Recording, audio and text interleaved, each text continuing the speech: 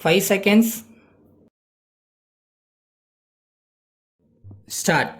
மாண்புமிகு பேரவைத் தலைவர் அவர்களே, தமிழ்நாடு சட்டப்பேரவையில் நான் 5வது தடவையாக நிதிநிலை அறிக்கையை கொண்டு வந்து அதன் மீதான விவாதங்களிலும் உறுப்பினர்கள் கலந்து கொண்டு தங்களுடைய அரிய கருத்துக்களை தெரிவித்தார்கள். அவற்றுக்கெல்லாம் சம்பந்தப்பட்ட அமைச்சர்கள் அவ்வப்போது விவரமாக பதில் அளித்தார்கள். இன்று கொண்டுவரப்பட்டுள்ள நிதி ஒதுக்க மசோதாவும் எப்போது நிறைவேறும் நிலையில் உள்ளது என்பது பற்றி நான் உண்மையிலேயே மகிழ்ச்சி அடைகிறேன். இந்த 5 ஆண்டு காலத்தில் மக்களுடைய வாழ்வு வளம் பெறுவதற்கேற்ற வகையில் புதிய புதிய திட்டங்கள் நிறைவேற்றப்பட்டிருக்கின்றன என்பதை எல்லோரும் அறிந்திருப்பார்கள். திட்டங்களை நிறைவேற்றும் போது அவற்றுக்கு வேண்டிய நிதி வசதிகளை திரட்டுவதற்கு ஓரளவு வரி விதிக்க வேண்டியது அவசியமாகும். வரியே இல்லாத நிதிநிலை அறிக்கையை கொண்டு வந்தால் பொதுவாக எல்லோரும் வரவேற்பார்கள். என்றாலும் ஆண்டுக்காண்டு மக்களுக்கு மேலும் மேலும் வசதிகளை பெருக்க வேண்டும் என்ற குறிக்கோளை அடைய முடியாமல் போய்விடும் என்பதை உறுப்பினர்களுக்கு நினைவுபடுத்த விரும்புகிறேன்.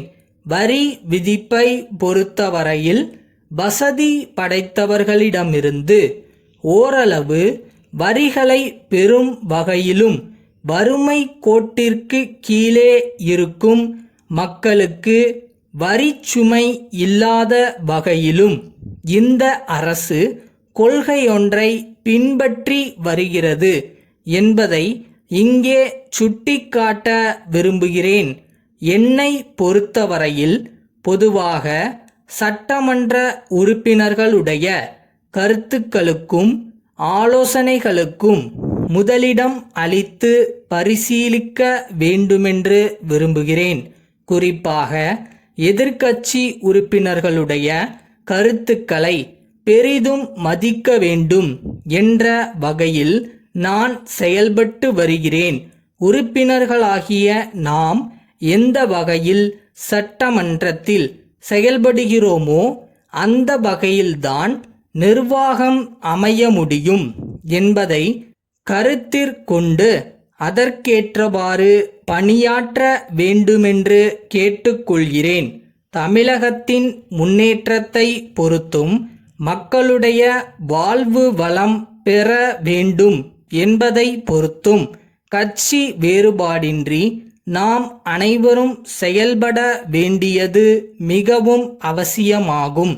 இங்கு சென்ற 1 மாத காலமாக பல்வேறு மானிய கோரிக்கைகள் விவாதிக்கப்பட்டிருக்கின்றன.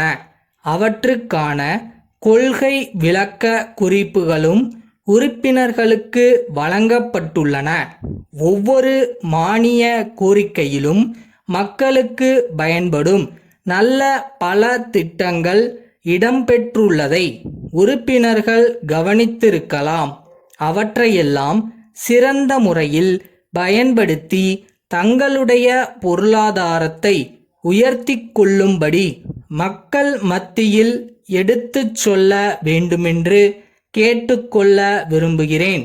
அடுத்த நிதியாண்டில் தமிழகத்தில் பல்வேறு திட்டங்களுக்காக நாம் கோரியிருந்த தொகைக்கு திட்டக்குழுவும் மத்திய அரசும் இசைவளித்திருக்கின்றன என்கிற மகிழ்ச்சிகரமான செய்தியை இங்கே கூறிக்கொண்டு மாண்புமிகு பேரவைத் தலைவர் அவர்களுக்கு நன்றி கூறி உரையை முடித்துக் கொள்கிறேன். கரூரில் ராஜன் சாலையில் உள்ள அம்புஜம் அச்சகத்தின் மேலாளர், மதுரை மேலமாசி வீதியிலுள்ள நாதன் கூட்டமைப்புக்கு 6/11/1980 தேதியிட்டு எழுதிய கடிதம்.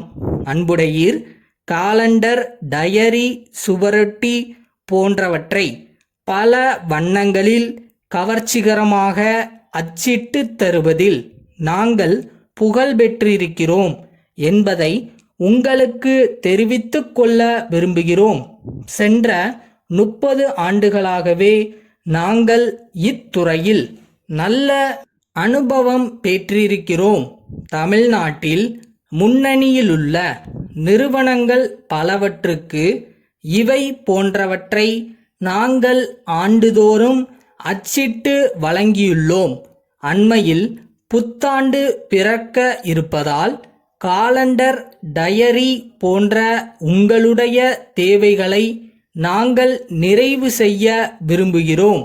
டயரியை பொறுத்தவரையில் வணிகர் பெருமக்கள், அரசு அதிகாரிகள் முதலியவர்களுக்கு முக்கியமாக தேவைப்படும் விவரங்களையெல்லாம் அதில் இடம்பெற செய்திருக்கிறோம். எங்களுடைய முகவர் அடுத்த வாரம் உங்களை நேரில் சந்தித்து விளக்கங்களை தருவதுடன் கேலண்டர், டைரி முதலியவற்றின் மாதிரிகளையும் காண்பிக்கக்கூடும். அவருடன் கலந்துரையாடி தங்கள் தேவைகளை குறிப்பிட்டு எழுதி அனுப்ப கோருகிறோம். தங்கள் நம்பிக்கையுள்ள